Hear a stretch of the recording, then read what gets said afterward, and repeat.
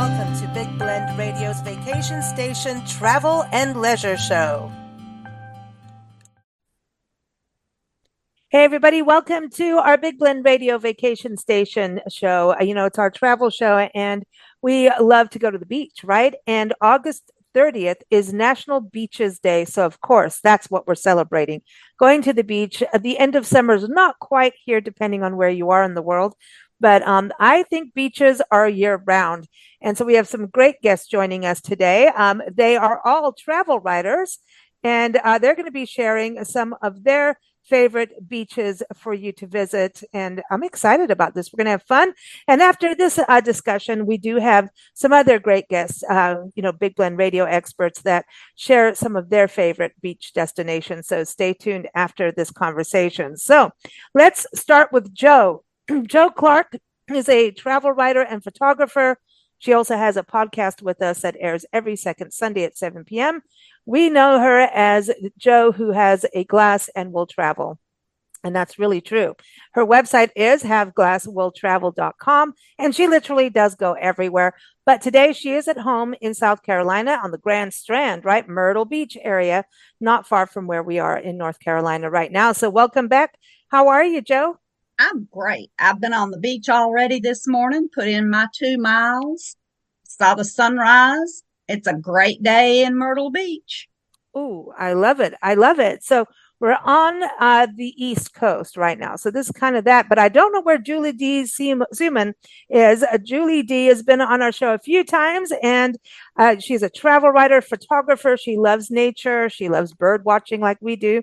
And her latest article is actually about ospreys, but that's up in a riverfront area in Maryland. So we have talked about the Gulf Coast with her before. So I'm wondering where she is calling in from today, because I believe she's actually at the beach. So she's doing it just like Jo. So welcome back, Julie. How are you? I'm great. Thanks for having me, Lisa. And I'm actually at the Delaware beaches. So we are on Bethany Beach. We have a condo out here, and so I'm lucky to be working this week from the beach. Unlike Jo, I have not made it outside yet to the beach, but I plan to do that this afternoon because it's a beautiful day here. Oh, what are the beaches like out there? Because that area we've it's kind of it from what I remember being up there, it seems like there's like waterways connected to the beaches, which is obviously usual, but it kind of is a nice blend, as I recall. Yeah. So there are, so the beaches are great, all the way down, really if you go into Maryland from Ocean City on the way up to Rehoboth Beach, Lewis area and Delaware, wide beaches, good waves, family friendly. And you do have the added benefit of the Assawoman wildlife preservation on the other side of from where we are in Bethany Beach. And so you do get canals that connect inland, and the opportunity to do, paddleboarding and kayaking and things like that. So there's a lot of activity on the water out here. That's very cool. Very cool. Now we're going to go up north. Usually, we've always been talking to Dr. Diane Dobry, who's a travel writer and author, podcaster as well.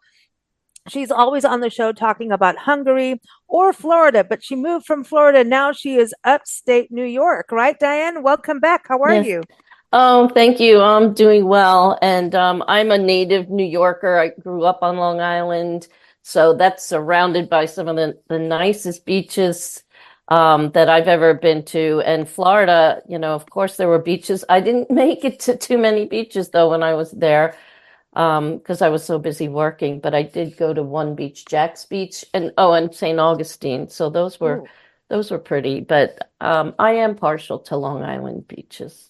So everyone, you can go to Diane's website. She's got one called Discovery Days, and that's DAZE, discoverydays.com, and also HungarianAquarian.com. So, Diane, what about beaches of Hungary?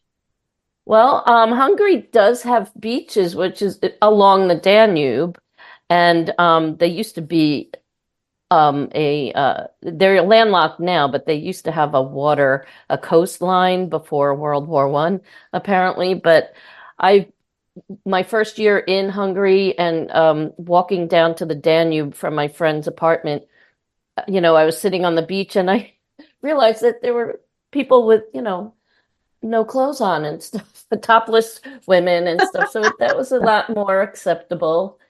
But they also would change on the beach there. And when my friends from Hungary came to the Hamptons with me, they're like, "Where do we change?" And I'm like, "You're supposed to be wearing your bathing suit before you get here." So they wrapped towels around each other and changed it within the towels in Southampton.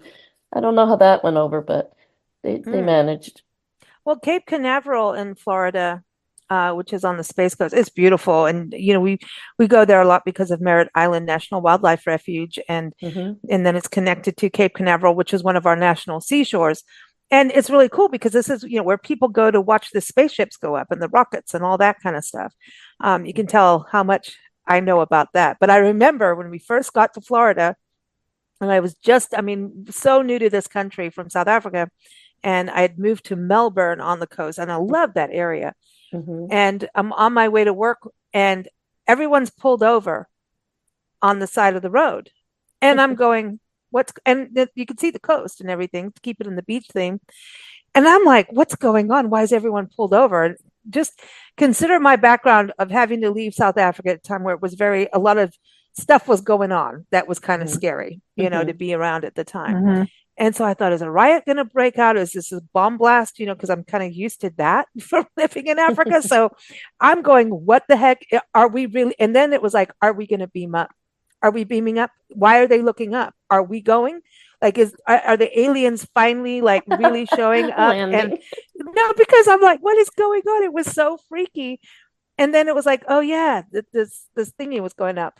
The rocket was going up. And Oh. so I had no idea that this is where I lived and what was going on. And but I can't tell you the emotions that went through my body that day going, like, what is going on? Why is everyone looking up at the sky? I was so naive, but it was pretty funny. But Cape Canaveral does have a nudie beach, or clothes optional, and they have signs for it. Beware, you're entering like the nudie zone. It's pretty trippy. It's funny to go. So I have to give a shout out to that national park seashore. So I want to go back to Joe. Joe, as have you always gone to Myrtle Beach? Is that something from your childhood growing up in Virginia? Did you go on vacation in the Grand Strand? Oh, yes. Um, my father was one who, if he was outdoors for 10 minutes under the umbrella, he would blister and burn. My mother and I were the beach babes. We were out there all day long in the sun. She loved the beach. So this was the closest thing to where I lived in Virginia. We could be here in probably 5.5 or 6 hours back then with the 2-lane roads and, a picnic lunch on the way. But I've come here all my life, and I joked that I moved here because the commute was killing me. I would leave after work on Thursday or Friday and drive to the beach and spend the weekend, and then leave at like 10 o'clock on Sunday night and have to be back and at work at 8 o'clock on Monday morning. So Mm-mm. it was easier to just move, and this is where I wanted to be. So people say, "Oh, you live at the beach. You're so lucky." Luck had nothing to do with it. I packed up and moved. That is not luck. That's determination. Yep. And beach life, it seems to be quality of life for you because you do beach yoga, you go walking on the beach, and then you have food from the beach. You've got a I lot of do. good food. You've got parks and trees and forest, and so it seems like you have a lot going on. I do. I love where I am. And it's good weather. We have yoga on the beach about, I would say, almost year round. It's between 6 and 8 weeks in January and February that we move to a studio and cry about Mm. the fact that we're not on the beach for those 8 weeks, but we're still doing our yoga. But then we're right back on the beach. And we have gorgeous days during those months. She'll have a pop up class. All of a sudden, you'll get a text, yoga tomorrow morning at 12 or 11. We just do it later in the day. And yeah, for mental sanity, that's where I find my peace and my contentment is walking by the ocean. It always has been. I'm just drawn, maybe because I'm an Aquarian. Oh, I'm she's drawn to the water. I'm drawn to the sea. oh. Now, I think there's something embryonic about it because of us being in, the womb as Hmm. babies. Hmm. And Hmm. I think there's something about the beach that just the tide, the water kind of, I mean, even being in the water, right, is like going back into that zone where you can space out completely because you don't need to know anything while you're in there other than be safe, right? That's right. And so it's kind of like that flotation. I mean, they say that even swimming, like doing water aerobics and things like that, or synchronized swimming, is really healthy for you. Like when you look at, trying to get fit and healthy, and if you need to ease into things, just walking, yoga, Pilates, Tai Chi, those kinds of things, and Hmm. swimming and being there. So I think the beach offers that kind of, I don't know, it's nurturing. Would you say that, Joe, with your Definitely. lifestyle? Yeah, Yeah, I think so. And I love yeah. shell hunting. I find shark's teeth and shells. You've seen my piles of shells with what I pick up on the beaches. So Mm. yeah, I love walking the beach.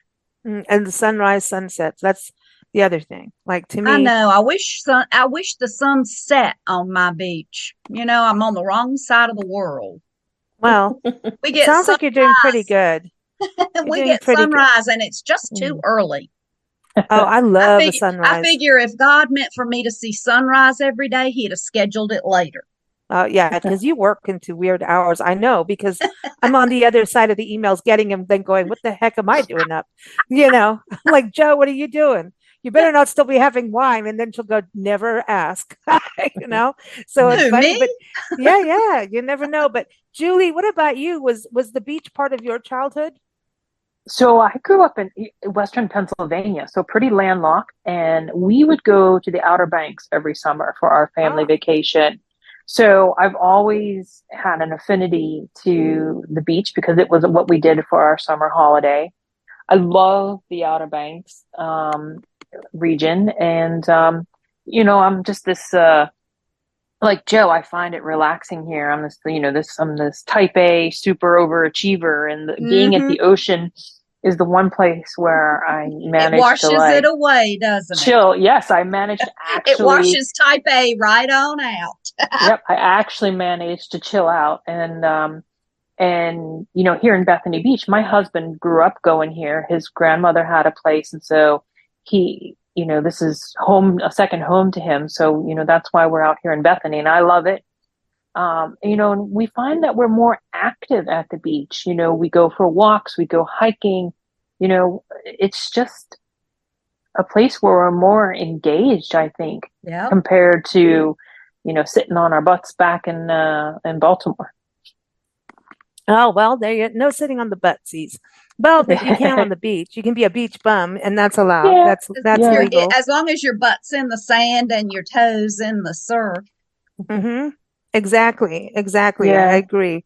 I agree yeah, with you. yeah. So And yeah. sorry, no, I was just No, saying, go, and now the beach I think symbolizes, family. Like we have a place here, mm, so our sons come here. We anticipate this is where we'll see them as they're young adults and starting families. So the beach to me also really symbolizes family. I agree. I agree. Family is, yeah. And also just, getting out there making sandcastles together. Like you can't use your phone on that, or you can to take a Exactly. picture. Right.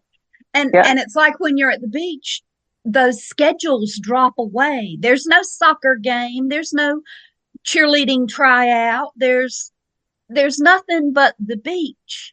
Yep.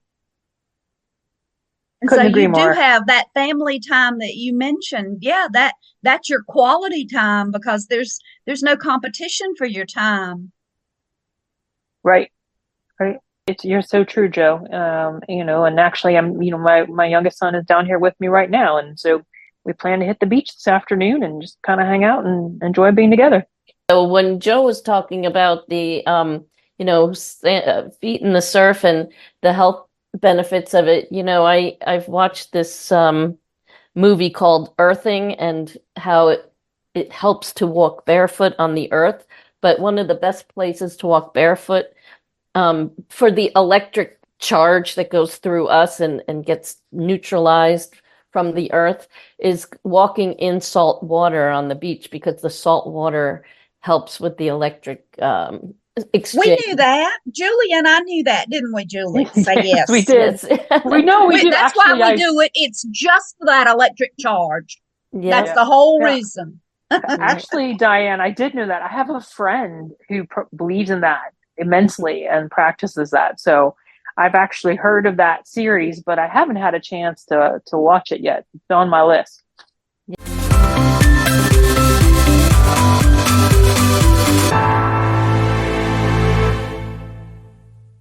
Grew up as I said, on Long Island. We went to the beach regularly, but we every summer until I was in high school rented a house on Noyak Bay near Sag Harbor. And what was good about that was when Noyak Bay was low tide, the ocean was high tide. So we'd drive over to East Hampton and surf the waves in the ocean. And when that was low tide, we'd go back to Noyak Bay and we would go on our boat, go on a sailboat, and then we got a motorboat. And as a teenager, we would just hang out and water ski or go drag the anchor and get mussels from the bottom of the bay and clamming. And, it was just the best way to spend teenage years. I was so spoiled, I didn't even know it. That's awesome. I think growing up for me in different countries, I was really lucky because I did like the beaches in England, which I thought were completely different. But like my first real beach, I know when I was a baby, I probably saw some in California where I was born, but like my remembering of everything, my memories are in Kenya. And I was really lucky to be on the beaches of Mombasa and Malindi. And you're talking about that white sand, you're talking about water that is like body temperature. And I learned how to snorkel. I learned what not like moray eels, stay away from the moray eels. I learned, we went out on glass bottom boats, and that's how I first learned about what you can, don't touch the sea urchin, that kind of stuff. But it was so cool because the tides would go out and you could literally, if you wore sneakers or something and you were gentle and you don't, do anything harmful, you could walk out through the coral reef, which was pretty cool. But the beaches there were amazing. It was the palm trees and giant crabs that would come running at you at the beach. It was just absolutely amazing to see coral reefs and all of that. And then when we moved to South Africa, we had England in between, so it's completely different. And then South Africa has incredible beaches and very different. And, we also grew up with the healthy respect of great white sharks, and they would have what was called the sardine runs, and the sardines would come in and they would kind of glisten and glow, and the sharks would come in. And I don't care if you have shark nets or not. Those sharks, when they want their sardines, They're they getting them. dominate. They're getting them. But the coast, How cool. if you want to see something really different in beaches, I encourage people to take the garden route in South Africa from Cape Town all the way up to Port Elizabeth and go all the way to Port Elizabeth because it's different beaches. Well, very rocky, but there's a lot of beaches to laze out and do all that kind of stuff. But there's places like the Tsitsicamas where the coastline is rocky and almost foggy and all of that. But then you have all those protea bushes that are in bloom, the protea flowers, and you have what's these sugar birds, and which are like big hummingbirds that hang out there, and owls, and we've seen an ostrich walking down the beach out in that area. I don't know what was going on with that. And canaries, they call it canary bush, and they had little birds in there. And just rolling sand dunes, and then you could go to the Cape Point, and that's where the coastline, like, hello, the two, oceans meet, and it's dramatic. So wow. I just encourage people to do that kind of adventure because they also have hardwood forests, like it's milkwood over there, and anyway, I've been to South Africa or to Cape Town, and I was there. I didn't get a chance to go to the beach, but I remember being up. What's up? Is it What's the Table Mountain?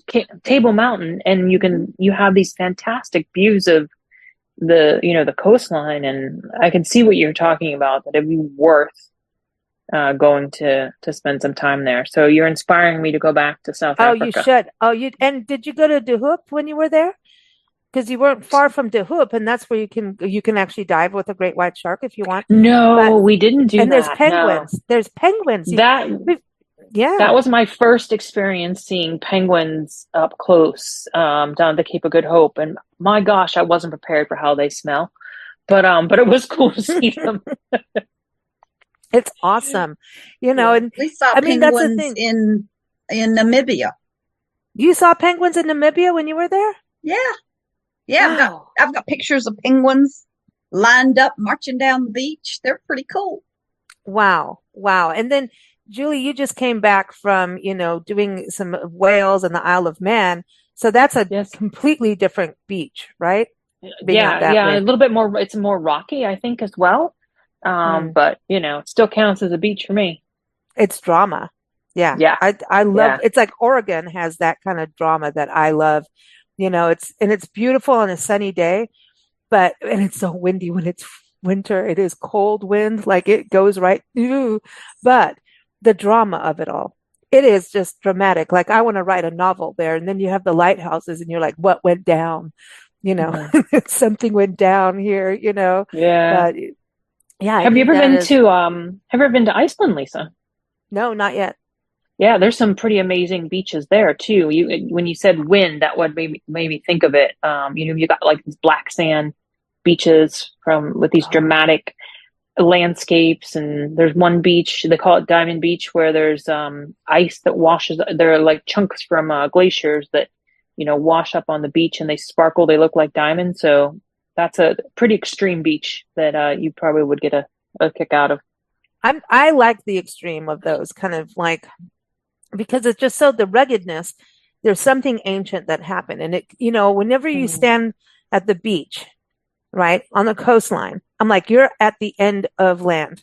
Like this at one point connected to the other side. Like I know this is weird. And listen, the world is round, people. Like we do not bump into ice cubes or ice walls. And now I'm probably saying that I'll go offline again because but it is kind of freaky to kind of think that we're sailing, right? If we're on a boat or a raft or something like that, you're going around. But I always feel like when you're on the coastline, when you're at the beach, you're like, you always want to get to the horizon. And it's like, you think, millions of years how things have changed, right? And how it's split off and yet you're really connected, all of that kind of stuff. Well, It's weird. Or there's just always how so much much it's there's always so much history around beach areas. Like even though when I was staying there, it was like just this typical 1960s, 70s beach community and people hanging out in, their t-shirts. It was pretty innocent at the time, very much families. But I've started writing about Sag Harbor, and I did a couple of stories about the history of the area and the whaling and the Long Island spy ring was there during the Revolutionary War, the Culver spy ring. And if you've seen the series Turn, they do mention Sag Harbor. But I wrote a little story, like a fictional diary with the actual people from Sag Harbor as my one of my projects for American Studies when I was in undergrad, and I'm trying to turn that into like either a young adult book or a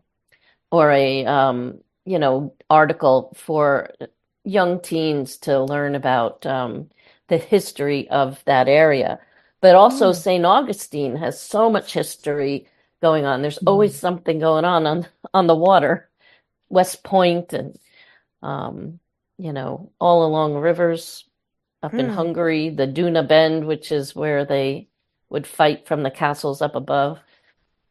Well, yeah, look at Normandy, the beaches of Hmm. Normandy. Oh We Yeah, yeah. start Yep. to really think about history Yeah. so much. I mean, that's where how people landed. I mean, even the Mayflower, you gotta think, that's right. come on, that's Yeah. some insane history. It's like that was not cruising. Now we're like, oh, did they put a chocolate by my bed? No, not then. No, they didn't. You're Or lucky what you had happens? food. yeah, and going, I mean, I'm so fascinated by like these like privateering and pirate stories, and then the stories of actual, mutinies happening on board. And Hmm. the Eastern shoreline has got some crazy stories, and North Carolina and South Carolina too. Some insane. It goes all the way up the coast, right? Of these Hmm. ships, what took them down, and you've got to think, you know, you're having a war on board. There's or a murder or something's going on board. People go overboard, and there's sharks in there. I'm just saying, and when Mhm. you think about fighting at sea, hello, people, there's sharks involved in this. Oh I my mean, that's gosh. what, well, Julia Child, her first main recipe truly was a recipe to get sharks away from soldiers in the water. But Really? yes, Oh my gosh. she was in World War II. She, Oh, I never knew that. she, she made this recipe or something to feed sharks to deter them from eating The humans, people. soldiers. Isn't that Wow. crazy? Wow. And I mean, could you just imagine her going, "Oh, come along, sharks. Let's have some flambe." So I think that's pretty fun, when Bon and the appetit. bon appetit. And it's like You one will you will swim find this soldier. a much better recipe than Yes. boots and wool. And sailors. Yeah, no, she did something like a shark repellent. Yeah, Wow. that's what she did, was a shark repellent. And I mean, I don't know how she came up with that. I mean, obviously it shouldn't smell like fish, I suppose, or, chum Well, or the anything, the other thing about Sag Harbor was it was a huge whaling town. So, they were the Native Americans were helping to spot Hmm. whales, and they were doing the scrimshaw and everything. So all the history of whaling, and then boom, suddenly Hmm. the whale industry stopped. Well, the whaling industry is, I mean, any place that is a harbor, a port, a bay, stuff went down. Hmm. Things were coming in and out illegally, and the Mhm. history, and legally too. But we want the illegal stuff. That's interesting. But, but, you know, things went down. Like historically, that's the thing about beaches is the history. And there's this, we talk about salt of the earth characters, right? But I Mm. think people who are at sea and really going out there, and I mean, the water to me is like this beautiful sense of freedom, but like I know I can take care of myself on land if things go crazy or Right. wonky. In the ocean, no. I'm You're on just your just own. here. I'm shark bait, but and I love sharks, by the way. I love them. They're beautiful, and they're apex species we need to protect. But Yeah. when the people at the coast, it's like this contradiction of salt of the earth. I'm out at sea, and that weathered look of being out in the sun and the wind and the waves and everything. And then you've got like, hey man, I just want my ice cream. I just want to chill out. You got Joe doing yoga, Diane's over there doing history. And then you've got Julie over there going, wait, get away from my birds. There's plovers over here. Get away. Got to Yeah. take a photo. So it's so Yes. interesting to me how the different people that go to the beach, right? One thing I wanted to touch on, since you're all travel writers, is looking at what happens at beaches in regards to tourism. So as a travel writer, do you look at places that are like, I'm wondering about this because some areas, you had to fight so that condos didn't take, and I'm not Oh, anti-condos. yeah. Don't worry, Yeah. Julie. I'm not anti it, but I'm talking about where it takes away public access, right? In some areas, which, it's just a changing thing. There should be, like, some towns have made it like, I don't mind if someone, it's a private access, fine, but there should still be some version of the public access left. You know what I Well, mean? that's what Long Island has done a lot of for most of their public beaches. There's like no, you don't get the apartments, you don't get the hotels and the big, restaurants overlooking the ocean, except, you go to Montauk or, the Hamptons. The Hamptons is kind of weird. We used to be able to go to East Hampton, pay to park in a restaurant parking lot that was nearby, and then we'd walk down to the beach. But now you need a permit. And what my friend and we used to do girls only weekends in Sag Harbor, and then we'd drive to Southampton to this Tony neighborhood where these big houses overlook the ocean, and we would park like maybe a mile away, and we would just walk down to the beach because we didn't have a permit to park there. But it was worth it because it was very private. It wasn't a private beach for the people with the houses, but the parking was private. Mm. So you could still go on the beach. But if you could get there. yeah, you had to figure Yeah. out the loophole of how you can park nearby or get dropped off or something and hang out at the beach. Now, yeah, that's a cool thing. Like Venice Beach, one of the coolest beaches ever. Seriously, Venice Beach, California is fun, fun, fun. I haven't been there for about 10 years though, so who knows? But I mean, you got drum circles, you've got Mm. you got everything going on, man. You got just crazy shops, and you've got people, doing bodybuilding on the beach. You've got bars with bands, which is my favorite part, is going in there. It's just people rollerblading and all kinds of interesting and wonderful acts. And I think it's so great because I think they charge them all permits now to be a busker. But our country is really terrible about busking, like musician buskers. Mhm. And the permit process and the drama associated with someone just picking up an instrument and playing. And yeah, please give me a few tips. That's great. But it's gotten so regulated. But Venice Beach is pretty wild going out there and just seeing people do the most outrageous acts and performances. There was the umbrella lady, and she had to be in her 90s, and she was out there in her bikini twirling umbrellas. Like, seriously. And then there's the dude on roller skates with the big turban on, and he's been in a bunch of movies. Gosh, he's got to be older now too. But there's just all these different characters, and it's like it's the celebration of you can be whatever you want to be, man. Just let it be, let it all hang out. I mean, it Mhm. was just fun to be free that way. I think and the beach is perfect for that. And you've got the pier, and who doesn't like walking down a pier? I mean, Mhm. with an Or a ice cream, boardwalk. a boardwalk, however you want to say it. Yeah. Um, it's cool to do. But Julie, yeah, what about that in your area where you are now? Um, do Yeah, they have that so balance? I think that Delaware handles it pretty well. Like up and down the shore, there's limits on how high of a building you can build, so you don't see these giant high rises, like you may see in some other beaches. Right in the town of Bethany, the parking is an issue where you have to permit parking in the summer months. But we have some great state parks around here as well. There's the Delaware Seashore State Park, one fantastic camping facilities if you like to camp.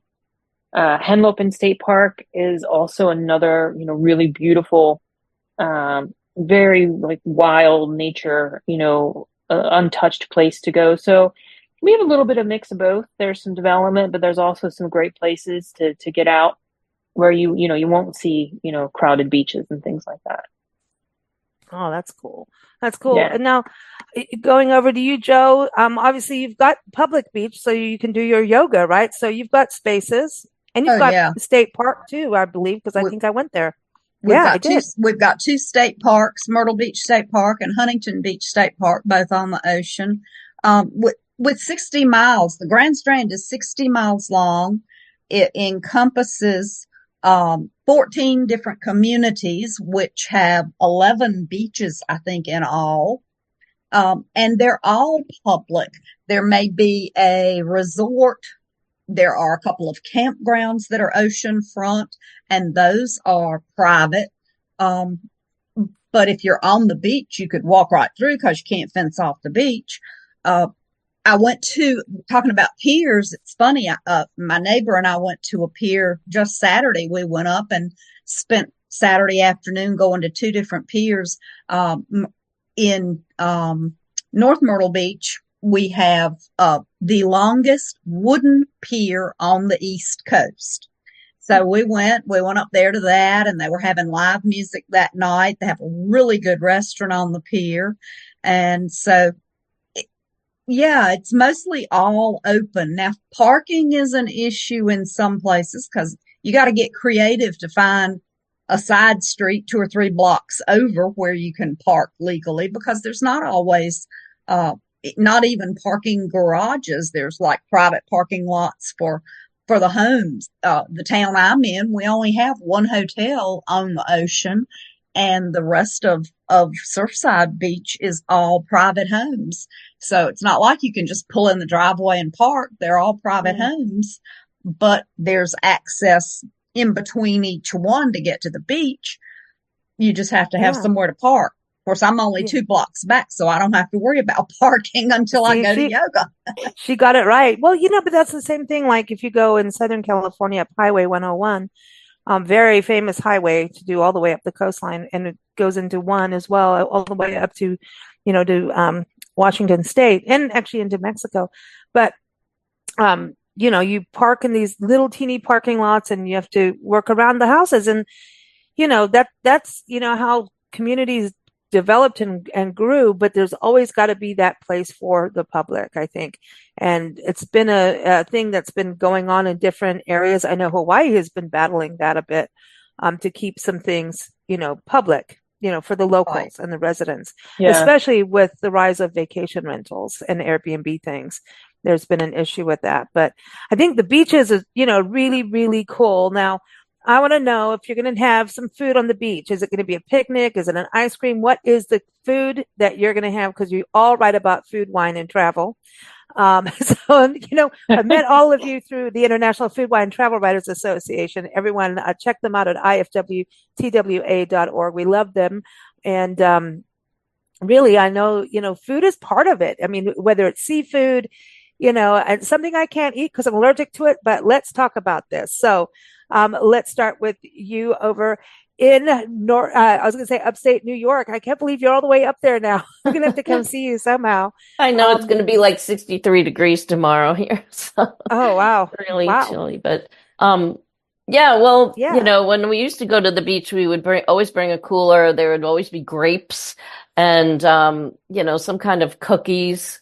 I don't remember what we drank, soda or mostly. I'm always a big iced tea person. So this was pre-packaged iced tea. My mother always made a big pot of tea, and we would add lemon and sugar to it. But yeah, but then you get you go to Montauk, and Montauk, well, I was going to say, everybody was talking about the state parks. Montauk has a state park where you can camp right on the beach. And the ocean, you hear the ocean overnight while you're sleeping, but you have people barbecuing and cooking and in their campers or in their tents. And so, it depends on what beach you're at and how much there is available. But we always had a cooler full of, quick eats, fruits, cookies, drinks. Cookies in the beach. We used to have Christmas at the beach. Oh my God. When we lived in South Africa, because it's summer. And so we'd always go to the beach and we'd make ice cream. We did make our own ice cream, take our sandwiches, and we'd have our naughty treats. And we'd go to the beach and take it in the cooler. And we had ice cream first before it would melt. So we were allowed to have dessert first on Christmas. Well, they always did. So they would sell the ice cream, the soft serve at the stands. And then always New England clam chowder or Manhattan clam chowder. That was another thing at the beach. Oh, the clam chowder. No, everybody. I mean, the ice cream is important. I mean, the ice cream at the beach, it's mandatory. It is. It is mandatory. And every pier has an ice cream shop. So yes, it's mandatory. I'm going to have to put a link to Joe's interview on her podcast about the food of Myrtle Beach, because it's insane. But obviously seafood, hush puppies, right, Joe? Oh, yeah. Yes, hush puppies, she crab soup, oysters. Yeah. That's cool. That's cool. Yeah. But just for a snack to take to the beach, maybe a wine cooler and crackers, cheese crackers. Already made into the cracker, because the cheese gets then you have to deal with the cooler and all that stuff. I and like the sand. Have everything pre-done, because the sand gets in everything. And you can't have a big production of things to eat, because the gulls will take it away from you. They For sure. dive bomb you. It's like you see, and I get so mad. I see people throwing up a chip or two to feed a Oh gull, gosh. and I keep trying to say it's not just a gull. It will be a It's the 1,000 family. in 5 seconds because that gull has a big mouth. He's like, "Ooh, food over here, everybody."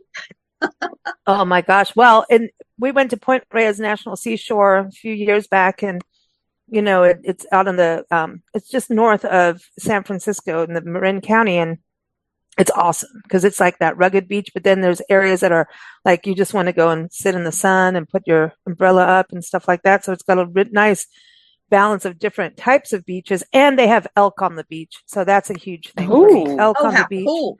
Oh yeah. I love Wow. And it.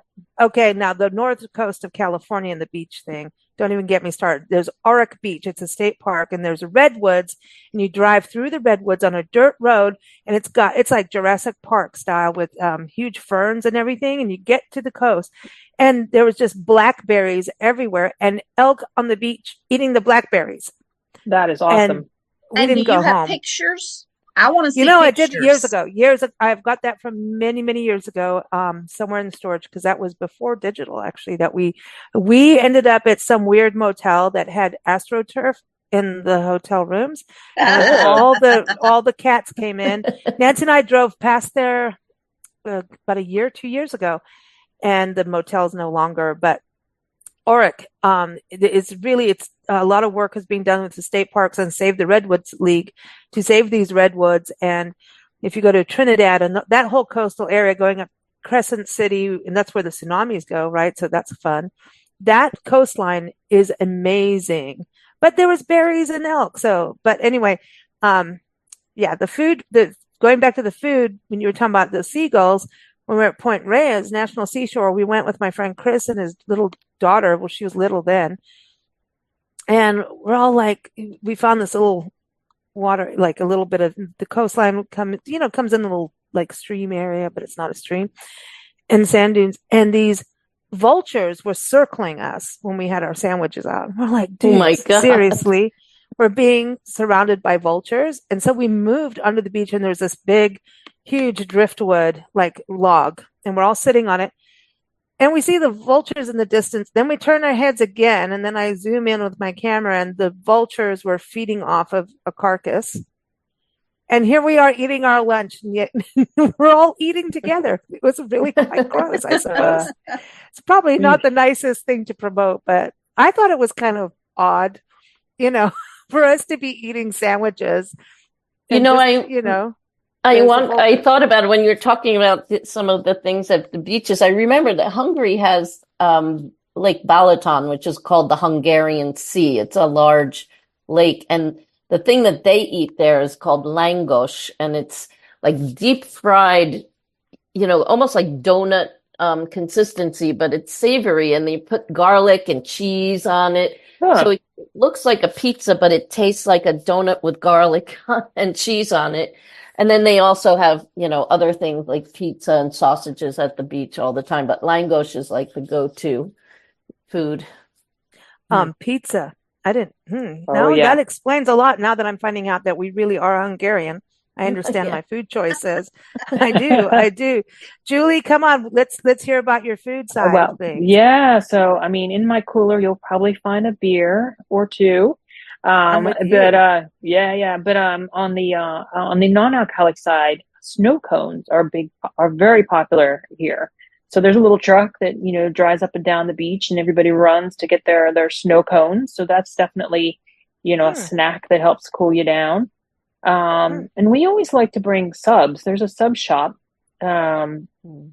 Across the street from the beach that, we like to bring those down, and have them either for lunch or if we're hanging out there in the evening, eat a nice Italian sub. And you do got to mind those seagulls because I have had a seagull snatch an entire Italian submarine from my hands. But wow. yeah, yeah. So, much like Diane said too, the things that we'd snack on are like, grapes and, pretzels and, things Mhm. like that. But snow cone is definitely a good treat. And then, up here in Maryland, Delaware, you got to have a good crab cake. And Those are also, a fun treat down here at the shore. Ooh, crab cakes. That's right. And you guys at Maryland, that's interesting about the snow cones, because isn't that the big thing in Hawaii is snow cones, isn't Oh it? Or is yeah, that no, yeah, it's shaved yeah. ice. They do shaved Yeah, ice, right? yeah. That's different, but My husband will always correct me. There's a difference. There's snow cone, there's shaved ice, and to be honest with you, I can never keep it straight. But but yeah, you're right. Hawaii has a huge Shave ice is better. shaved ice. Yeah. And Italian ice at Coney Island. mm, Italian ice. So oh, okay. It's very So creamy. It's almost like a creamy consistency. It's not too icy. It's kind of between, well, almost like a sherbet, but it's very fruity flavored. Or mm, vanilla. You can get vanilla flavor. oh, I like the vanilla. See, we had what was called cream soda, and I've seen it here. But here it's like Italian cream soda, and it's like yellow, and in South Africa it was green. I don't Green. know Oh, why. In New York, Don't it's know why. brown. Yeah, it's like yellowy brown. And isn't there like an egg cream soda or something? Like they Well, put an there egg is egg. such a cream, thing. Yeah. Yes. it's not really, yeah, you would think it was like a milkshake, but it's not. I don't remember what's in it. Chocolate and something. My Oh, father used to love those. oh. And I then when like you go, root beer floats. oh My yeah, drugstore makes those. you Hmm. have a drugstore? Yeah, well, it's an apothecary. Mm. And so they have a soda fountain and they have once a Oh, year they have a soda jerk contest. Yeah. and And they Steve Martin, did he enter? Sorry. Yeah, the jerk. he hasn't yet. We keep hoping he'll show up. I know. I Uh, want to, when he got in the phone booth and he's anyway, sorry. I love that movie. The Jerk is the best, right? It is. But no, but to have a actual soda fountain is unique because they're gone. That's like a yeah, historic thing now to Yep, see a yeah, soda fountain. yeah, Because Joe, that I'm was gonna have to come down. see, that's it. definitely. Definitely. Yeah, because I'm a pharmacist, and so though I don't practice anymore, my first pharmacy that I worked in as a student had an old school pharmacy with a soda fountain. So it's very nostalgic to me. So I definitely got to come down. See, that Definitely. I think it all started like, how did we get soda fountains in the pharmacy? Because a spoonful of sugar makes the medicine go down. It was Mary Poppins, right? It Who blame created it on them. her. Yeah. I mean, but I mean, that's part of like culture. That's part of our pop culture, right? Is going to the soda fountain Mhm. and like the diner, era. Yep. Mm, Isn't yep. that all part of it? And diners on the beach, that's a whole part of lifestyle too. And then we Foot change and long then hot we go, dogs. oh Hot yeah. dogs, I definitely. mean, Sloppy Joe's hot dogs and the Mm, Bowery. my Mm. my best friend and I, it was about two or three of us actually used to um sell hot dogs and hamburgers on the beach. And we'd take our little cart and our little gas flame and cook them and serve them on the beach. Was that in South Uh, Africa? Yep, in Port Elizabeth. Uh-huh. Wow. That was how we Neat. raised money. And then we found out that the company was a front for drug money. So that was Oh kind of no. bad. But it was our Yeah, working thing, and people would come and we're like, yeah, here, take a free one. And but we were at the beach yeah, on our own, just standing there going, this, we didn't have cell phones back then. So we're just like, if it was windy, you're going to be blowing with the wind. But it taught you stuff. Come on, I think anytime you do things like that, it teaches you, taught us customer service, it taught us so much. But it was not that easy to do that kind of job, in the wind on the beach with a grill, you know. You Um, no know, kidding. and I was last, really mad at the end of that when they found out it was just a big oh front. my And I'm like, God. I wanted to I be the bet. head sausage queen, but I wasn't. Well, no, I didn't. But thank you all so much for talking about beaches across the country, around the world. I think we've done a great global perspective, and we have some more global segments coming up. So everybody stay tuned. Thank you so much, everyone. Thank Keep up you. with Thank Julie D. you. Suman. Go Thanks, to National Lisa. Park. Thank you. Go to nationalparktraveling.com, our website there, and type in Julie D. Suman, and it's Suman. What's the best thing for everyone for social media? See by Julie, right? Yeah, it's Uh, C by Julie D. You can find me oh, on there it is. Facebook or Instagram at C by Julie D. And then Diane, SEE by, yeah. For Yeah, beaches, I have on discoverydays.com a story about Sag Harbor. So it's a perfect. recording. Perfect. I love that. And then keep up with Joe. You know, she's always got that glass in hand. So go to haveglasswilltravel.com and also hear her on Big Blend Radio every second Sunday at 7 p.m. Eastern Time. Thank you, ladies. Take care. Thank Thank And you. let's Thank all go you. eat some ice cream. Yes. All right. Okay. Bye. Bye. Bye-bye.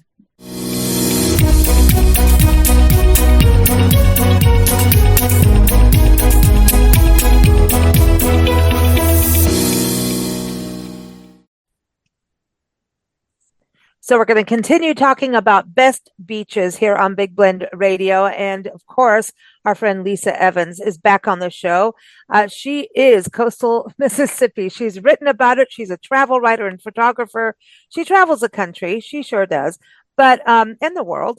But she really does have a passion for her backyard, which is coastal Mississippi. She even wrote the book 100 Things to Do in Coastal Mississippi Before You Die. I encourage you to go to her website, writerlisa.com. So welcome back, Lisa. How's your backyard? You got some waves rolling in yet? No, well, not so much waves, but it's definitely summertime and it's definitely hot. There's a lot of people that are out enjoying the beaches. Thankfully they've got their umbrellas and sunshades and little canopies and the whole bit because you definitely need it. It is hot and it is sunny and that the sun is brutal here in the summer.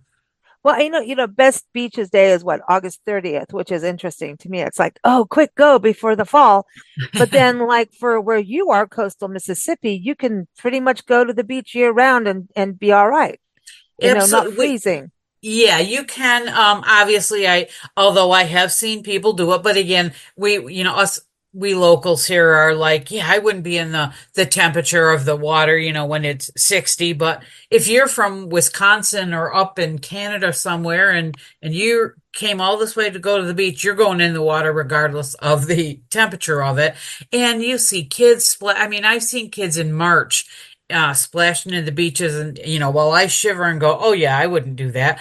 They're loving it. So I mean it's great because again you can, I mean, I don't know that I would recommend hanging out in December and January so much, but February, March it starts to warm up and depending upon your level, but come April, May, the water is just beautiful. And summertime right now, I want to say the water temp out there is probably 88, 89, 90-ish, somewhere in that vicinity. So it's warm.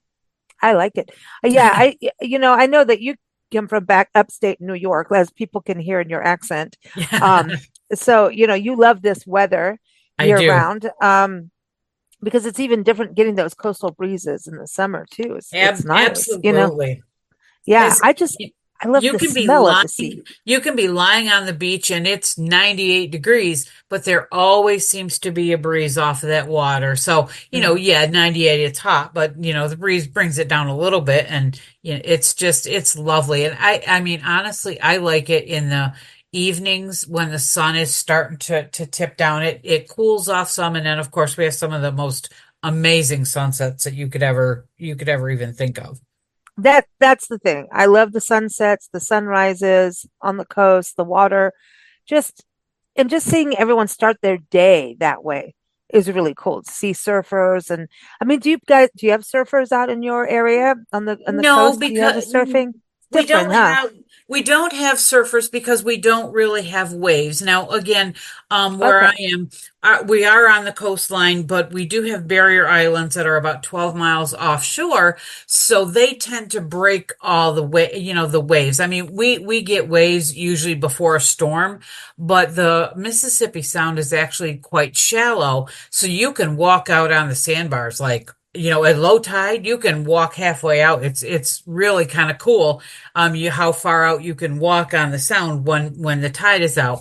And then when the tide comes in, obviously you can't do that so much. But because of the fact that we don't get the direct waves, we're an estuary, so we have great seafood out in the Mississippi Sound, but it prevents, like you can't really get seashores unless it's been a storm and they've come in from far off. But it's basically a little bit, not, I won't say murky because it's just not the pristine blue blue water that you envision on the coast. Our beaches are white sand. We have 26 miles of them all along the coast. But then the water's great. People are in it all the time. Now, if you go 12 miles out, we on the barrier islands, we have one of the barrier islands that's called Ship Island. You can take a ferry out there. And if you want the pristine, beautiful blue water, white beaches, nature at its finest with the sharks and the rays and the crabs and the minnows, the fish Mm. galore, you would go out to Ship Island and enjoy that beach. That's absolutely spectacular. Spend the whole day. It's just lovely. Yeah, no, I love this that you have these different experiences on the coast. And the beaches to me, yeah, one place will have the turquoise blue water, some murkier and different, but I think each has its own web of life, as we always talk about the web of life, because it has to do with what creatures live there. And Oh, then there's always, lie on the beach, it's beautiful, it's fun. I think it sounds like your beach would be great for paddleboarding more than surfing, getting yes. out there, maybe kayaking, that kind of thing. Kayaking is great because a couple of the barrier islands, there's several of them, are close enough that it's a nice little kayak, and you can go out there and we have people that kayak out and hang out on the beach, and we actually have a lot of people, like they form volunteer groups because they go out and they clean up the islands, because not everybody treats when they visit the barrier islands, not everybody treats them nicely and leaves behind trash and whatnot. So they have like a lot of corporate groups that will volunteer, for community service and whatnot, and go out and clean up the trash on the outer beaches. Now, a lot of people have boats here on the coast, so you can get to any of the barrier islands by boat, and you go out, you anchor your boat and you swim out there. I mean, you can basically swim wherever we have a lot of water, so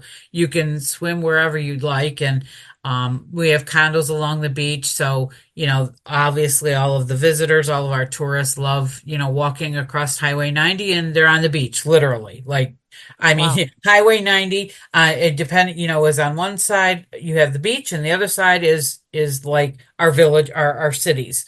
So it's Highway 90 is basically the scenic route. And I'll tell you what, there is absolutely nothing more calming and better than to drive along Highway 90 and just look at the beach. You could have the worst day, and just driving along the beach it's just fabulous.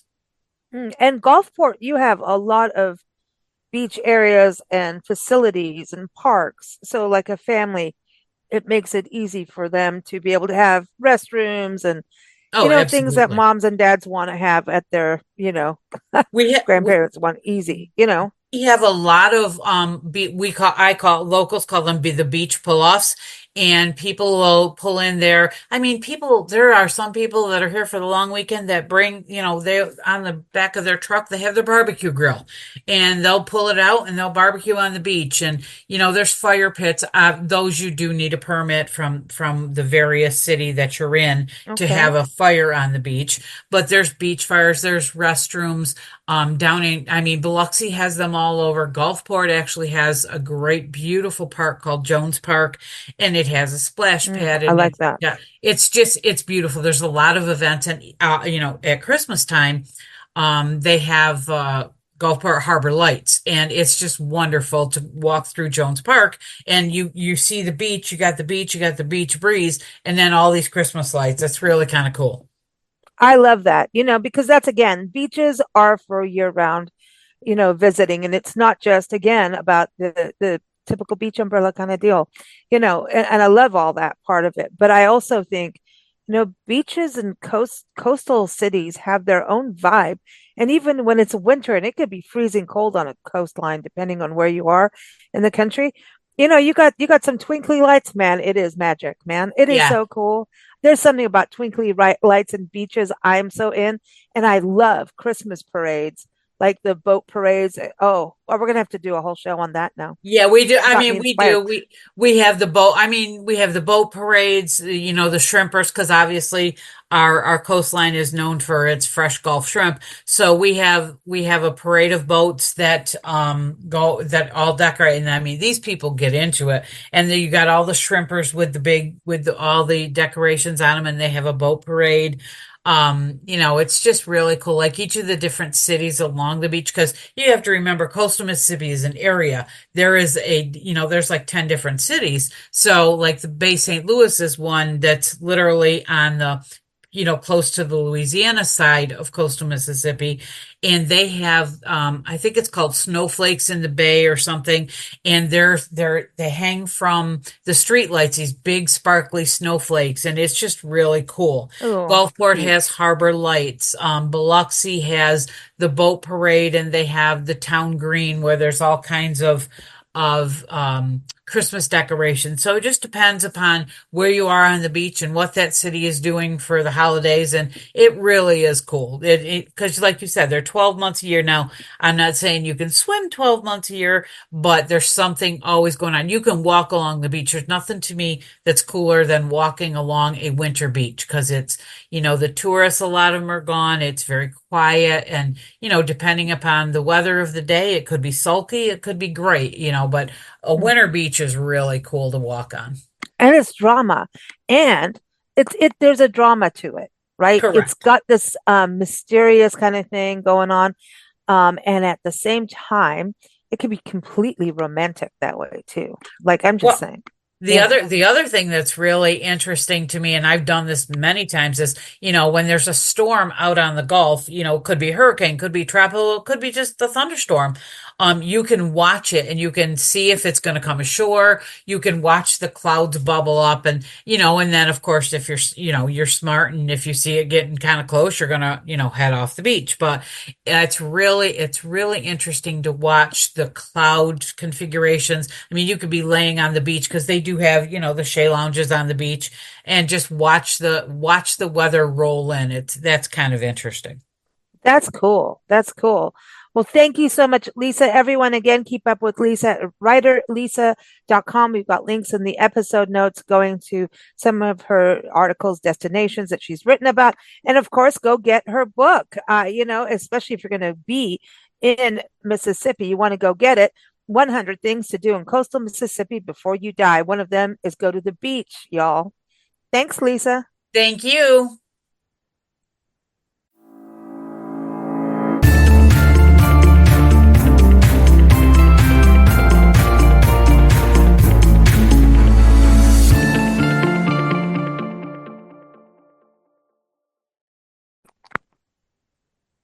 So we're continuing to celebrate beaches for National Beach Day, but hey, who doesn't want to go to the beach any day?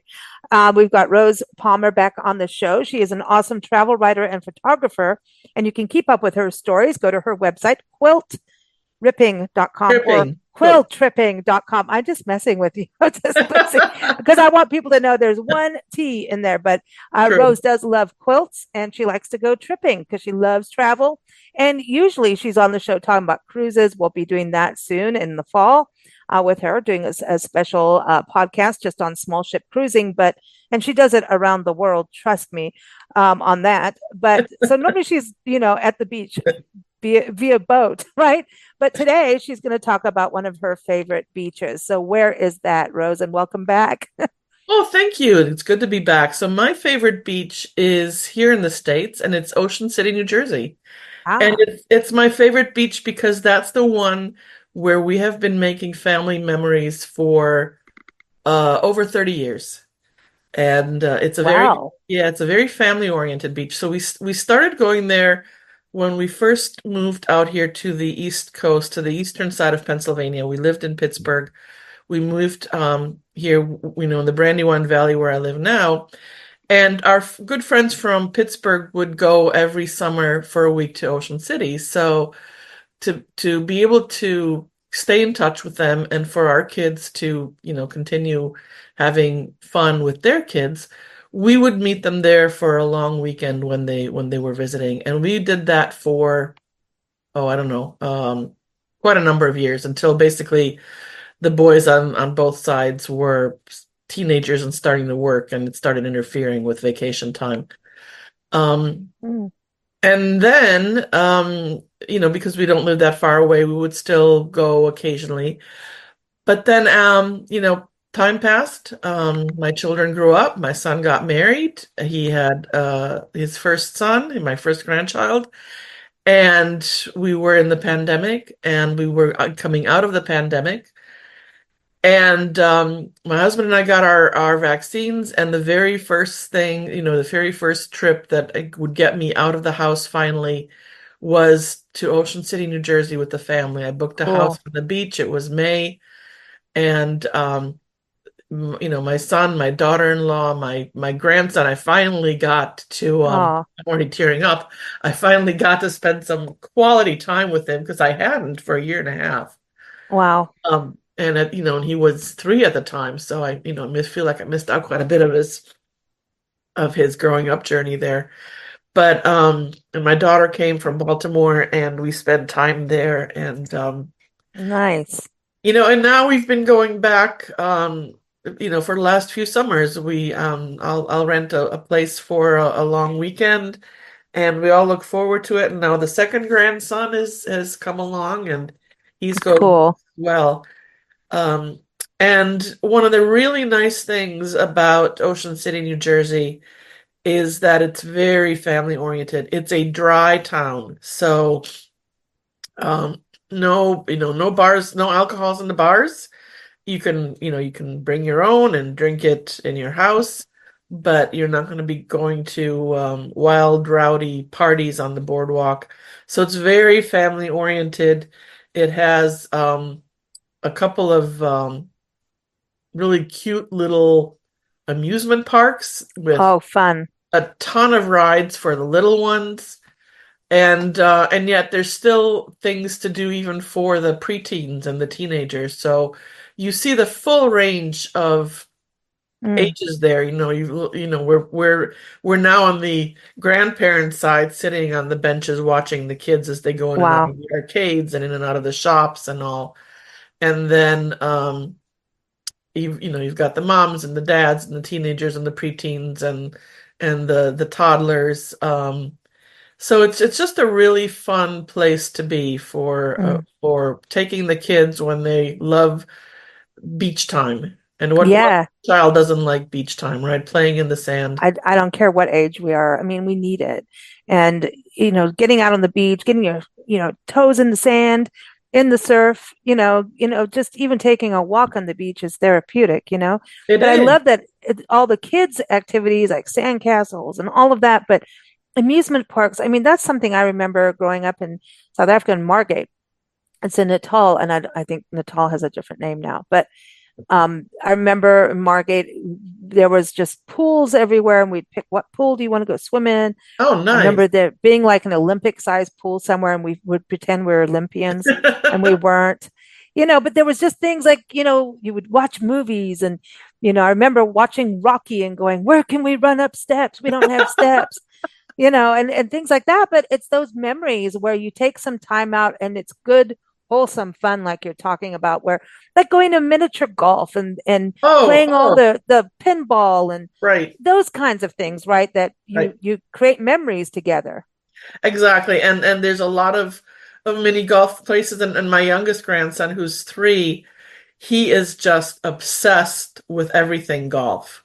So we Really? went, oh yeah, and he's good. He's Wow. incredible. It's amazing. He's three So years old. he's 3 years old. And so we would go to a mini golf place every morning, and there was one, the very first one we went to, the way it was designed and the way they channeled the direction of once you got the ball in, I swear he must have gotten about 6 or 7 hole-in-ones. And there is nothing Whoa. more special than seeing your 3-year-old jump up and down because he got a hole-in-one in That's mini golf. exciting. But that's kind of interesting. I wonder like what's going to happen as he grows up, like if he goes in that direction. Yeah, I don't Because know. that's What always, about that? yeah, you can't really push them, you know what I mean? It No. could just be a phase and they're really good at it. But, obviously as I like he's got focus skills, obviously, to be He able to do does that. for, well, depends, but he's still, Well, he yeah, for just that turned moment. 3. But Yeah. when it comes to something that he's really interested in, he can focus on it for quite a while, which is Mm, incredible for that age. But yeah, you're talking about memories. It's the other thing. It's my son. We would take him and my daughter there when they were young, and now it's just so much fun watching him, when we've gone back and just reliving the memories that he had from when he was growing up there, and then wanting to share them with his kids. So, one of the things that you can do on the boardwalk is rent surreys, which are hmm. for, they're like bicycles. You pedal them, and Oh. they have there's seats for 4 people and baskets in front for the kids, and then they're covered. Um, and Oh, I know what you're pedal talking about. them. Yeah, it's like an Americanized rickshaw, but you're cycling. Well, yeah, yeah, but you're not pulling anybody. Everybody gets to sit and pedal. Um, and you can do that in the mornings up and down the boardwalk. And so the first time we got to do that with the boys, it was just, and watching him relive those experiences from when he Hmm. was young and with his friends, when we were down there. It's just so much fun.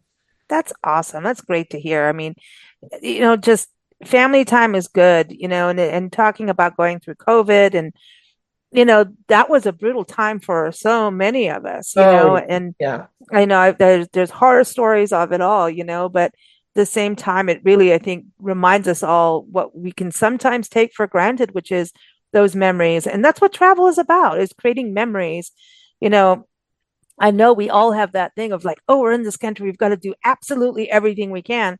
But sometimes it's just like, you know what, go have an ice cream on the beach, like the locals do. Yes, Seriously, I yes, think we sometimes get a little bit over pressurized on all the things we need to do, where sometimes just enjoy what the locals enjoy. right, Relax, right. take beach time. Ooh, Yes. beach time is good, man, just to slow Yeah, down. yeah.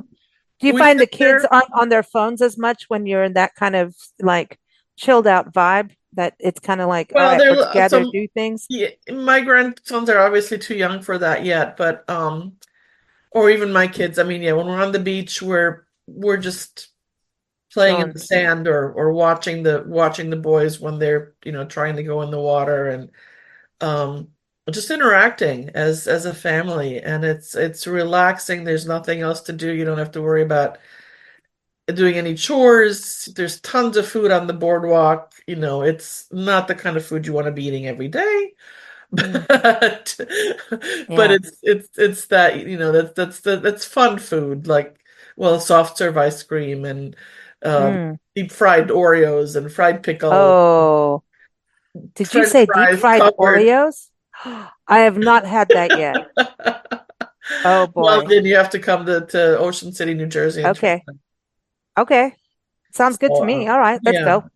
Deep fried Oreos, that's like, because they do that deep fried ice cream too in Mexican restaurants. Yes, Oh my yes. gosh. Oh, Yeah. yes.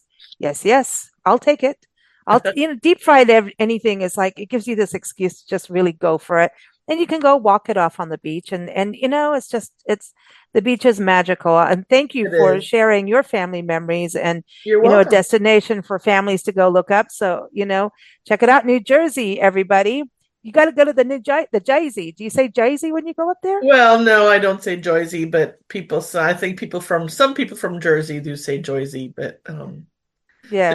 there's a lot of places on the Jersey Shore for everybody, for all interests. Um, and but Ocean City, New Jersey is very family oriented. So if you don't want to go to a wild and party place, that's the place to Mm. go. Awesome. Everyone, again, keep up with Rose at quiltripping.com, not quilt ripping, because she doesn't want you to do that to her quilts or any quilt. Oh, no, no, no, no, no, no. Unless you want to rip up the material for making a quilt. That's different, like taking an Yes, old piece, right? And yes, using that. But yes. also see her stories up on blendradio and tv.com and nationalparktraveling.com. Where are you off to? I know that you're off somewhere. So where's the next destination? Next destination is Norway. So Yeah, I'm enjoy that beach. They have beaches. I was surprised to find that along the coastline there are beaches with beautiful turquoise water. Now, I'm going in September, so I don't think I will be going in the water, but I definitely want to check out those beaches because they just look Yeah. absolutely gorgeous with the mountains in the background, and then of course you've got all the deep fjords.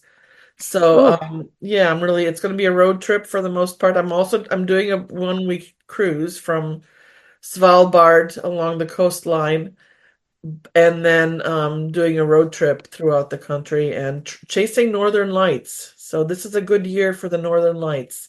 So I'm Oh, hoping to see awesome. them. Yes. Oh, I can't wait to follow you on social media with that. I love following you. You go all over the place. That's awesome. So, of course, you're cruising, but road Of trip and course. cruising, that's awesome. Everyone, take care. Thank you, Rose. Thank you.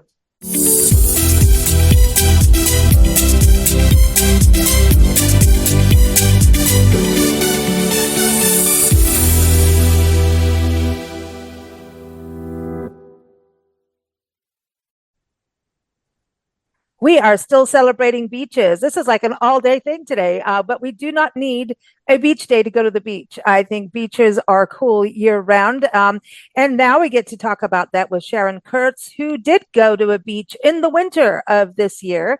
And that was out in Port Aransas, which is a beautiful area. Nancy and I barely missed her. We just kind of, I think we could have waved at each other on the highway, Sharon, when we went and when you went. Oh. But this is a beautiful beach area, a lot of wildlife and bird watching. So Port Aransas is in Texas, near Corpus Christi, and near the Padre Island National Seashore, which was cool. Did you go there? Did you get to I the did seashore? not. We only Ah, went to Port Aransas. we did the seashore and Port Aransas, but not as much on the beach on Port Aransas, which you Yeah. did. See, we share, don't we? It's Yes. cool. And one of the beaches we did hang out with was in the National Wildlife Refuge, but you got to go there on a boat. So that was a little different. Yes. Yes. Port Aransas beaches, the South Texas beaches are underestimated. I underestimated them. Before I moved to Austin, it was too far to drive, and I chose other beach destinations that I could fly to. But I was amazed with the wide, sandy beachfront. You could drive on the beach. It was like nostalgic. It was beautiful and family oriented. That's cool. And that's the one thing too. You guys had like a little fire pit going, right? And like a Did family gathering around, the fire on the beach. we did. It was beautiful. Now they do these sand sculptures, because they're sand castles, but what you were showing me in pictures looks pretty epic. Well, Port Aransas is known for what they call Sand Fest. It's a festival in April, and sand sculptors from all over the world come, and the sand is perfect to pack and build sculptures. So they build all manner of just extravagant sculptures, and there's food and family fun time, and it is quite amazing what they sculpt out of sand there. Wow, that's cool. I want to go there. But what are those other little things that they have on the Oh, they are Bolton buddies. The local women, they one of them started knitting, and it's called yarn bombing. So they started knitting, and they put these knitted sculptures on these posts in front of the beach. And now there's like 300 of them. And they're so charming. They're characters, and they're chefs, and they're all manner of people go just to see the Bolton buddies. That's cool, man. It's cute. And I think that's the same, thing about beaches. And I think Port Aransas was just such a idyllic port, like port town and also a beach town. Just you wanted to have that ice cream cone. It's got all kinds of fun things. Like I remember the giant shark, the surf shop kind of thing. So it just really looks like the perfect family place. And you get to go on a ferry to go there, which I think is cool. Yeah. We all want to go on the ferry and hang out with seagulls. Yeah. It is an Pelicans. amazing beach destination that everyone should go to. And their Whooping Crane Festival is coming up in Yeah. February. So, Yes. even if it's cold where you are, you may want to head to the beach and go learn about these endangered, beautiful, majestic, and giant birds. They're It's like beautiful. the only place in America where they migrate to. From northern Canada, they come down to the Texas beach, to the Gulf Coast, and they have their little baby chicks with them. And they're amazing. They're huge, like 5 feet wingspan. They're the biggest Wow. birds you've ever seen. Very cool. Very cool. Well, everyone, you can keep up with Sharon and her adventures. Go to SharonKKurtz.com on her website there. And you can also follow her on Instagram and Facebook. And sometimes she goes on Twitter. I nag her on Twitter once in a while, but she's mostly on Instagram with all kinds of cool videos and reels and photos, because she really does go around the world. So thanks so much, Sharon. It was fun.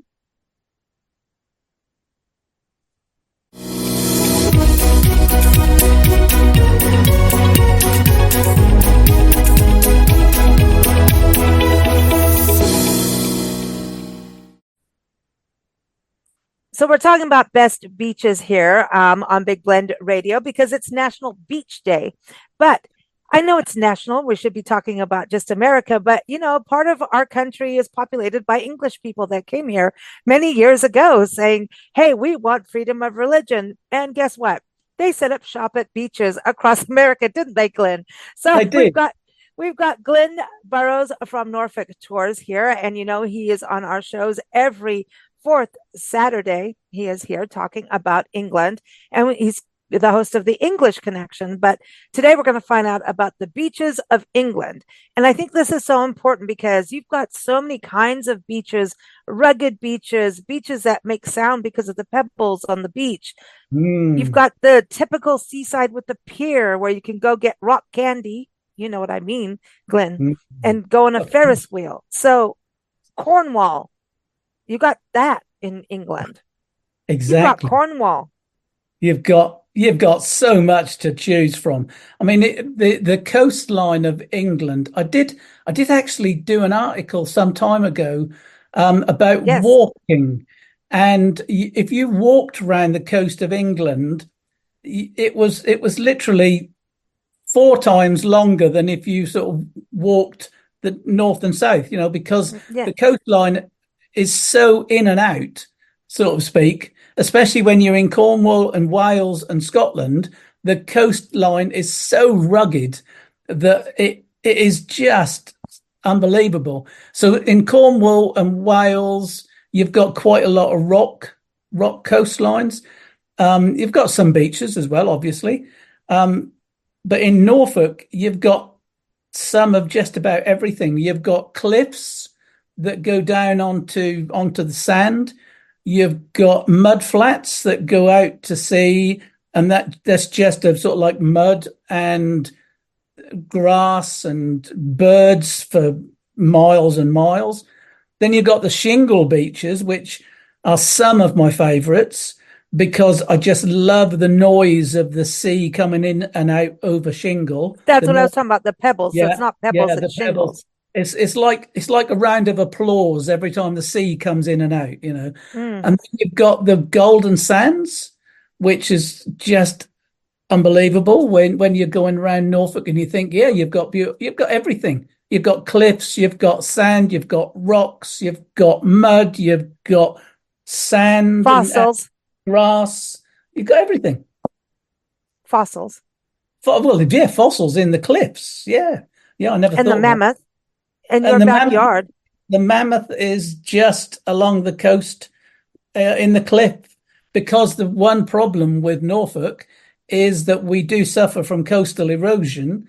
But what coastal erosion does, it exposes the cliff face and it falls, and then you get all of these fossils. And that was where the mammoth came out. It just came out of the cliff. So yes, wow. you get everything. You've got a really great choice. And like you say, the pier. I mean, I was at Cromer on Monday with my granddaughters, and we went to the seaside. We didn't go on the beach, but they've got a beautiful pier that goes out over the sea, and at the end of the pier is the lifeboat shed, which is where the lifeboat goes out from. So it's straight into the sea off the end of the pier. Is that Yeah. one of your favorites, Cromer Beach? Because isn't that where you get the Cromer crab that you like to eat? Oh, Cromer crab is to die for. Yeah, it's a beautiful thing. No, but my favorite beach is one that I used to go to as a child, and we used to park up in the village and then walk for probably about 2 miles down to the beach. We actually used to have to walk across a golf course, so that was a bit dangerous sometimes. Yes. But there was a footpath over this golf course, and the beach itself is called Holm next the sea, and it had beautiful white sand. So you just went over the bank, which was all covered in marram grass, which is very rough grass that used to cut your toes if you weren't careful, and Okay. then straight onto the white sand, and it was absolutely gorgeous. And Wow. it was great because there was nothing there. There were no beachside shops. There was nothing. The only thing you could buy was an ice cream at the car park. So when you came We back want from that. the beach, there was an ice cream van that used to sit there. But apart from that, there was nothing. And I think that's probably why my parents used to take us there, because we couldn't Save spend the any money. money. Yeah. Yeah. It used to cost us 50 pence to park, and that was it. Right. But I love that because I think as childhood memories of, is when we were this young, free, and we wanted to just go, let's go explore, let's have an adventure. We had this adventure mindset as kids. And Yeah. I hope going back to the beach is some of those, I think it brings back those memories, and it helps us internally as adults to Yeah. not be It's afraid of moving forward. Yeah, I mean it's a bit like what we're going to talk about on another show is about wellness, Hmm. and it is, sitting on the beach and just listening to the sea coming in and out is just so therapeutic. And Hmm. digging in the sand, I mean, now as a granddad, digging in the sand is as much fun as it was as when I was 6, because I'm digging in the sand and making castles. The thing is now, I like to actually make a proper castle. So I make sure it's a proper Mott and Bailey castle. So Oh my. I've got the Mott, and then I've got the moat going around it, and I've got the Are you, Bailey, and I've got the castle on the top, so I like to do a proper castle, but hmm. just love it. See, I And get did dribble buried in the castles. sand. Sorry? We did what's called dribble castles, where you're dribbling the sand and mud. So it's almost like you're going to Mecca or something, like it's something from like the northern part of Africa.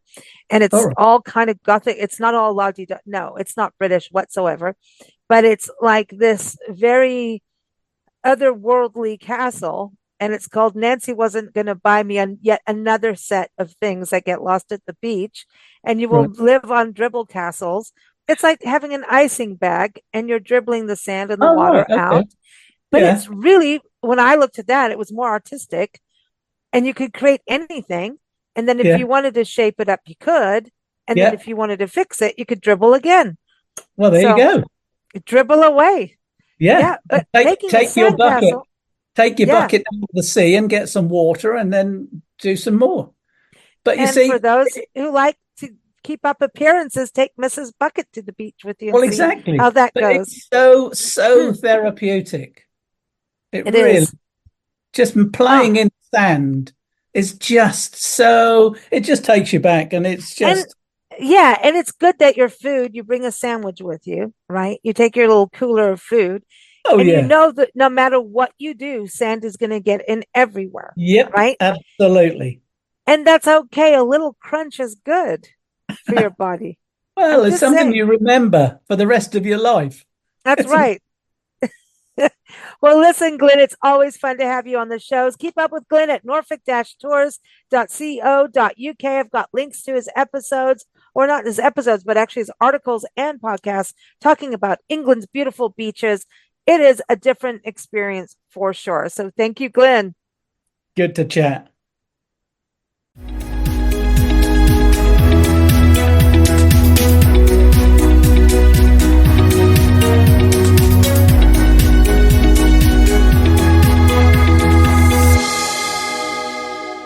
All right, so we're talking beaches while we're in the heart of Appalachia country. We're at the Lion and the Rose Bed and Breakfast in Asheville, North Carolina with our friends Steve and Karen, Mr. and Mrs. Wild.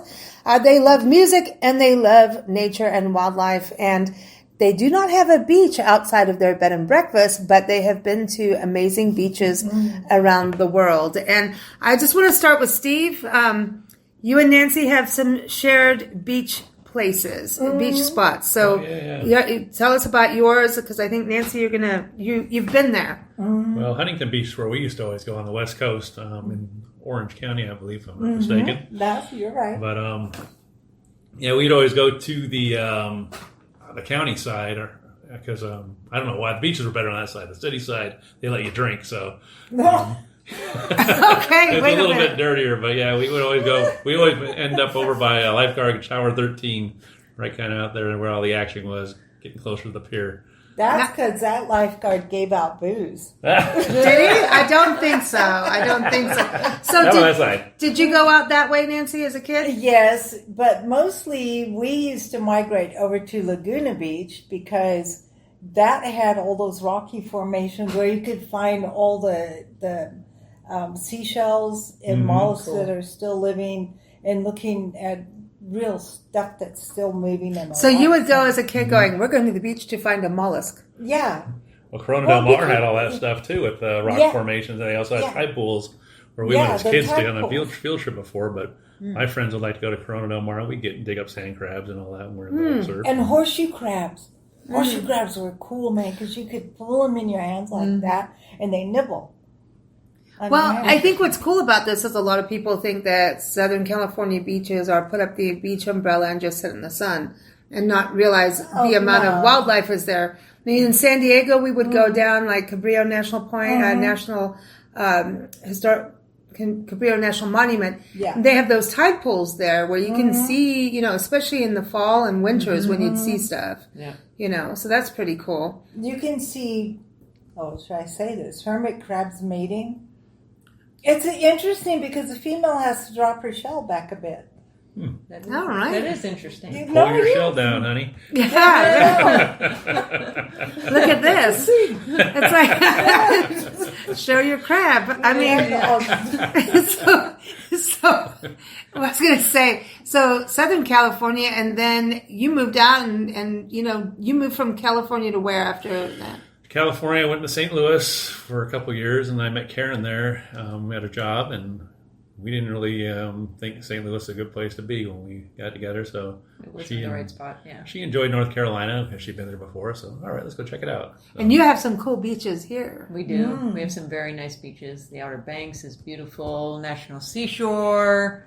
A bunch of different lighthouses, good surfing, sand dunes, a little bit of everything. And you're from upstate New York originally, I'm from right? Buffalo, yes. So that was like, you had the lake beaches. The lake beaches, which were much different. Much colder. It's different though in that, like, we were at Lake Erie, right? And exactly. A few years back, and I remember seeing the most amazing sunset, and I forgot that I wasn't at the beach. Right. Because the lakes are so giant. And you have seagulls. Exactly. But it's nice. different. In a different way, it's nice. Yeah.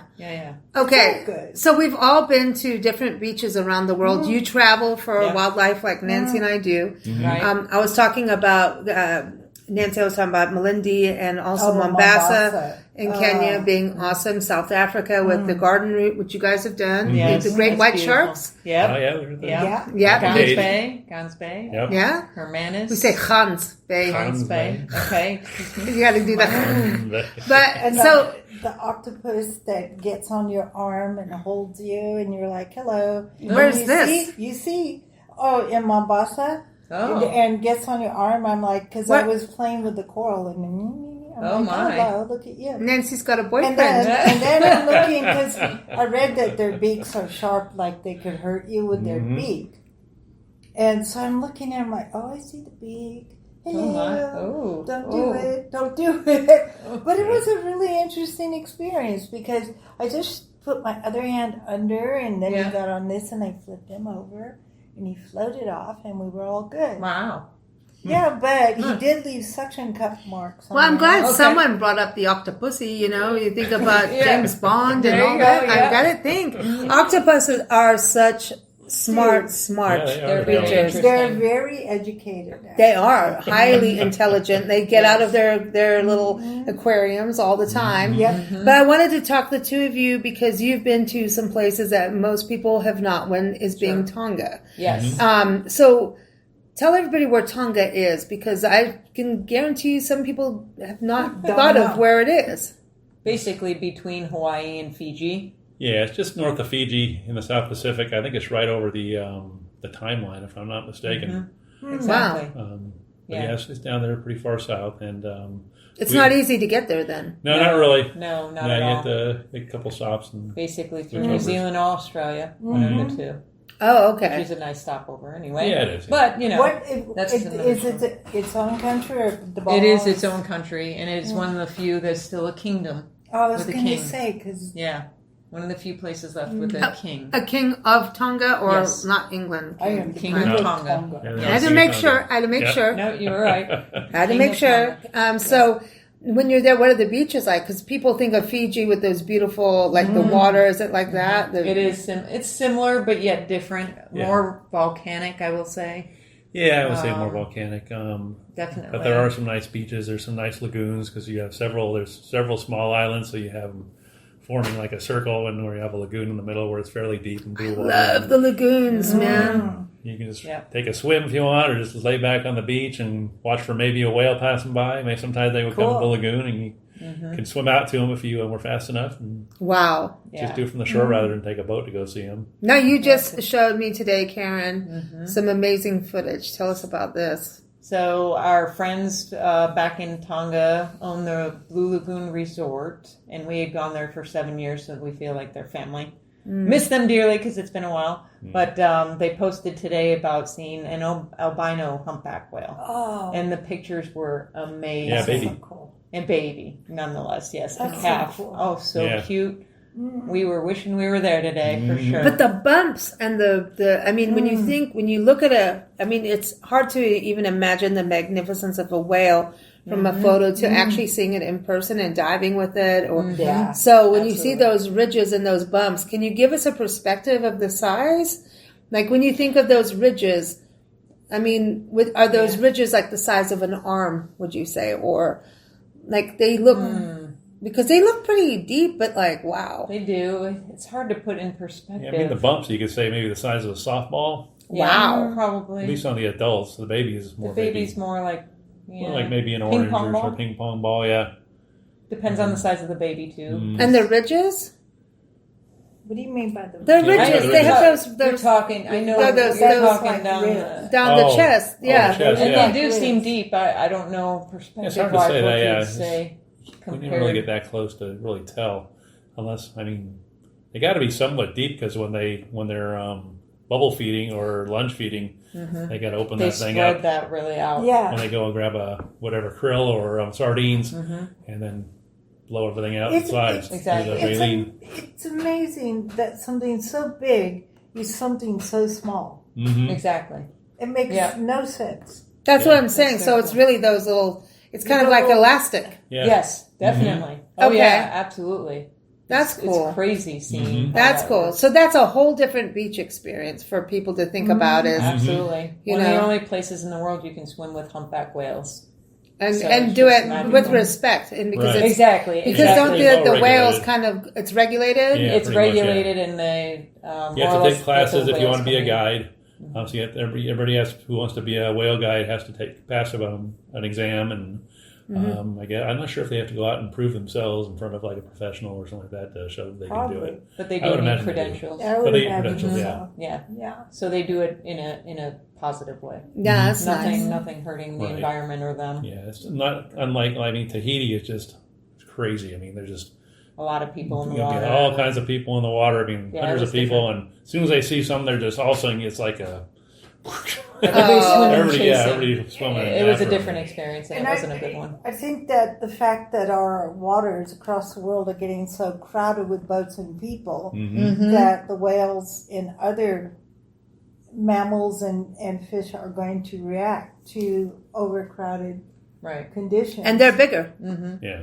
Yeah. Well, when their reaction's a reaction, it's not like a trout having a reaction. Mm-hmm. It's a big reaction when a whale has Exactly. one. So, and you can't blame them because it's so crowded now. What they used Well, to you could see the stress in the animals because there was a mother and calf, and they were down near the bottom, I guess, and the calf came up so fast to get a quick breath and just was down went that right fast. down there. Because nothing to do with all those people. I just freaked me So out. it's kind of like what's going on with everybody clamoring around, like, oh, you see a bison and let's go and take a selfie and then wonder why. Absolutely. And, let me walk out and put my camera in the face of a bison and then get angry when it charges. And then the animal dies. Yeah, Duh. exactly. Because then the ranger has no choice. No, so they're respectful. So but that's something that we can do as travelers, regardless of the restrictions and everything. Is we can have some healthy respect ourselves. Absolutely. Absolutely. You know, and going to the beach. I mean, there's something just chilled out, and when people start doing crazy stuff at a beach, that creates a drama, and so then sharks are going to come and get you. You never know. There is a solution to this. It's called telephoto lens for your camera. Yeah, I know. Go Right. if you really want to get close to an animal, go get yourself a telephoto lens. Then you don't put you or the animal in danger, and those who are around you. And that includes snakes and everything too. You know, exactly. Anything that you're photographing. Yes. So when you're in Tonga on the beaches, like. Are there like conveniences or not? What should people think about going there? You basically are on no one's gonna come and deliver a cocktail to you. No. It's not the resort thing. I want to just give people that idea. Natural. It's natural beauty, and that's what we like about it. It's natural. Maybe old school Hawaii, what people would say would be back in the 60s or something. Just more natural, laid back. You're not going to get pretty rustic. Very rustic. Not all the built up. Well, that's nice. Which is beautiful. You know, I love it. Yeah, it's natural, and that's what we love about it. Well, everyone, keep up with Steve and Karen. We do a podcast with them every first Tuesday, the Adventures in Asheville show, every first Tuesday on BigBlendRadio.com, and keep up with them at lion-rose.com. They are Mr. and Mrs. Wild, and they are always chasing music and wildlife in a positive way. They don't get too close unless it's a musician, then, well, then it's okay. They want it. It's Beatlemania. No.